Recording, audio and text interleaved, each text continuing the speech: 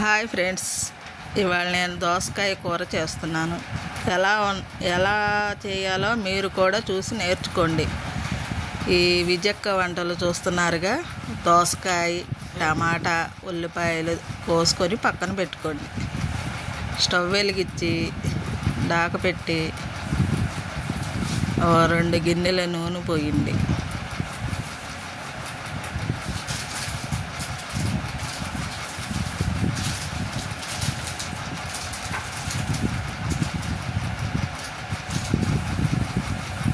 రెండు గిన్నెలు నూనె పోసిన తర్వాత ఒక 2 ఎండుమిర్చి గిల్లేసేయండి. వేస్తున్నారా ఫ్రెండ్స్? వేయండి అలా. ఆ తర్వాత ఆవాలు, పచ్చెనపప్పు, సాయిపప్పు, జీలకర్ర అన్నీ కలిపిని తాలింపులు నూనెలో వేస్తున్నాను.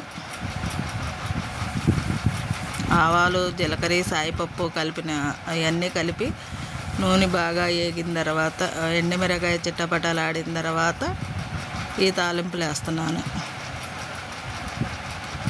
బాగా వేగాలి తాలింపు. ఈ తాలింపు బాగా వేగిన తర్వాత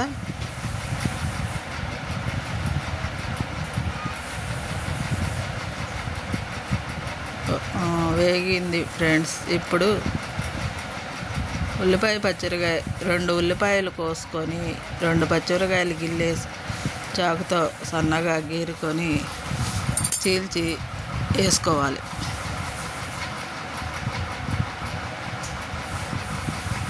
బాగా వేగిపోయింది తాలింపు. ఇప్పుడు ఉల్లిపాయ పచ్చిమిరకాయ వేయాలి. దాంట్లో వేగిన దాంట్లో వేసి బాగా తిప్పాలి. ఉల్లిపాయ మగ్గేదాకా తిప్పాలి. ఉల్లిపాయ త్వరగా మగ్గాలంటే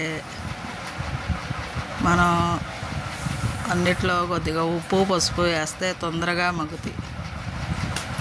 ఉప్పు, పసుపు వేస్తే ఉల్లిపాయ త్వరగా మగ్గి త్వరగా మనకు వంట కూడా త్వరగా అవుతుంది. కొద్ది పసుపు 1 స్పూనున్నర పసుపు వేయండి. నేను ఎందుకంటే పసుపు ఎక్కువ వాడతానంటే పసుపు వాడితే మనకి చాలా ఆరోగ్యాలు బాగుంటాయి. పసుపు ఎంత ఎక్కువ వేసుకుంటే అంత మంచిదే.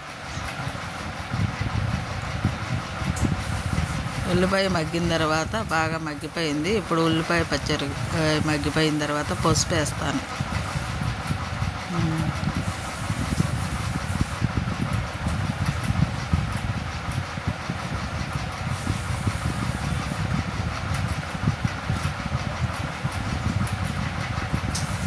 పసుపు ఎక్కువే వేసుకోవాలి. కొద్దిగా వేసుకుంటే మనకి బాగుంటుంది.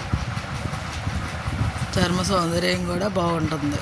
అందుకే ఎక్కువ వేసుకోవాలి. తర్వాత కొద్దిగా ఉప్పు,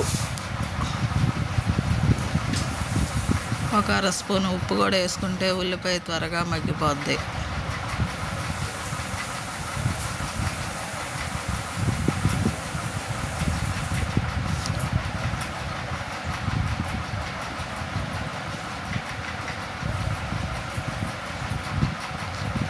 ఇది బాగా మగ్గాలి. ఇలా తిప్పేసి తర్వాత మగ్గనివ్వాలి కాసేపు. ఒక 5 నిమిషాలు అది మగ్గిపోయిన తర్వాత చూపిస్తా ఫ్రెండ్స్.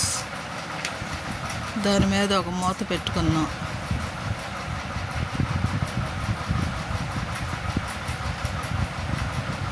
కాసేపు మగ్గితే ఉల్లిపాయ మనం మూత పెట్టుకుంటే ఉల్లిపాయ మగ్గిద్ది.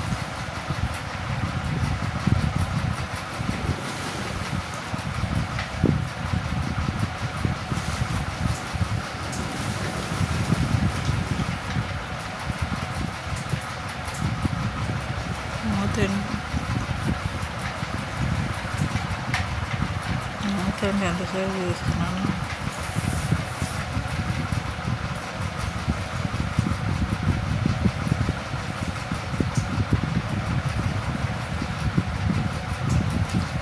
అలాగే నేను ఈ ప్రతి కూరలోనూ వెల్లుల్లిపాయ 2 రెబ్బలు దంచి దాంట్లో వేస్తాను. వెల్లుల్లిపాయ కొద్దిగా దోసకాయ కూరలో కొద్దిగా దంచి వేసుకుంటే రుచికి రుచి వస్తుంది. కమ్మటి సువాసన వస్తుంది. అందుకని నేను ఏ కూరలోనైనా వెల్లుల్లిపాయ వాడతాను. వెల్లుల్లిపాయ వేసుకోండి, రుచిగా ఉంటుంది. 2 రెబ్బలు చాలు, 2-3 రెబ్బలు బాగుంటుంది.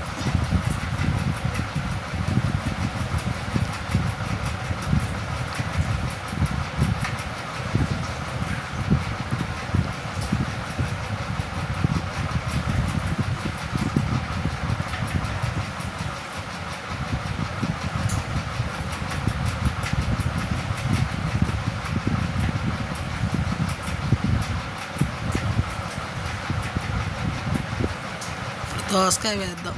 దోసకాయ వేసి బాగా తిప్పాలి. వేసి మూత పెట్టుకొని అవి మగ్గేదాకా వెయిట్ చేద్దాం.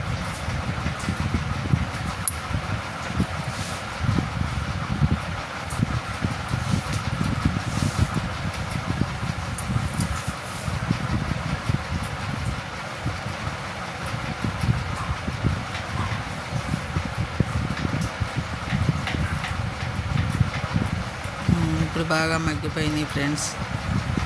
దోసకాయ మగ్గిందో లేదో చూసుకొని ఇప్పుడు నేను కోసి పెట్టుకున్న టమాటా ముక్కలు దాంట్లో వేసుకోవాలి. దోసకాయ మగ్గిందో లేదో చూసుకొని ఈ పక్కన పెట్టుకున్న టమాటాలు దాంట్లో వేసేసి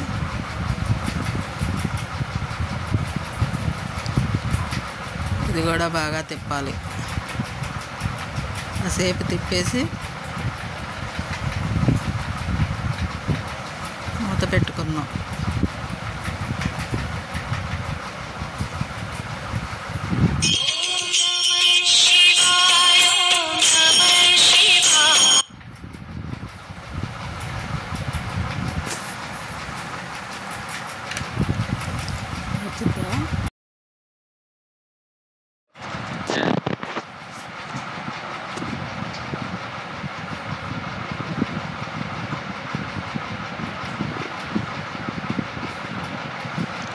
ఓకే ఫ్రెండ్స్, టమాటా మగ్గిపోయింది. ఇప్పుడు ఉప్పు, కారం, మనం ఇందాక ఉప్పు వేసుకున్నాం కదా, అలాగే కొద్దిగా ఉప్పు ముందు వేసుకున్నాం కాబట్టి కొద్దిగా చూసుకొని వేసుకోవాలి. కారం వేసి కలపండి.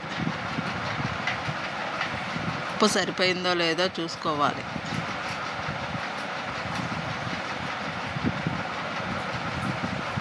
అప్పుడు వేసాం కాబట్టి సరిపోయిందో లేదో చూసుకొని మళ్ళీ కొద్దిగా వేసుకోవాలి. సరిపడా ఉప్పు వేసుకొని బాగా కలపండి.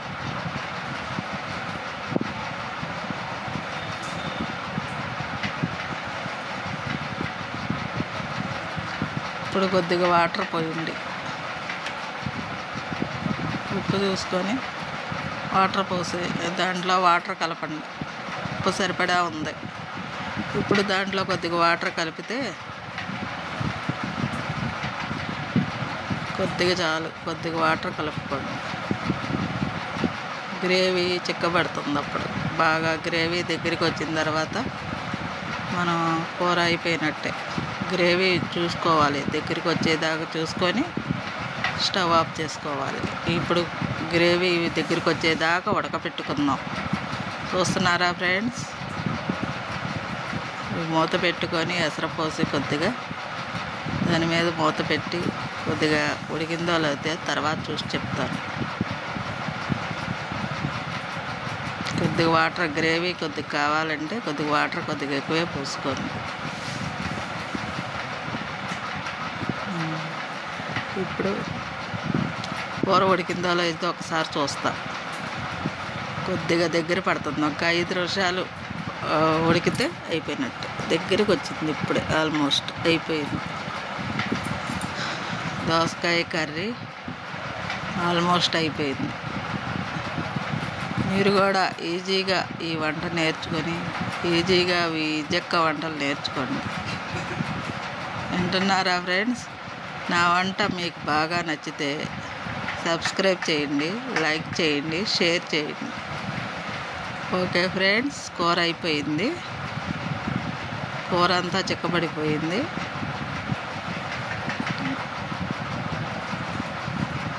అయిపోయింది. కూర అంతా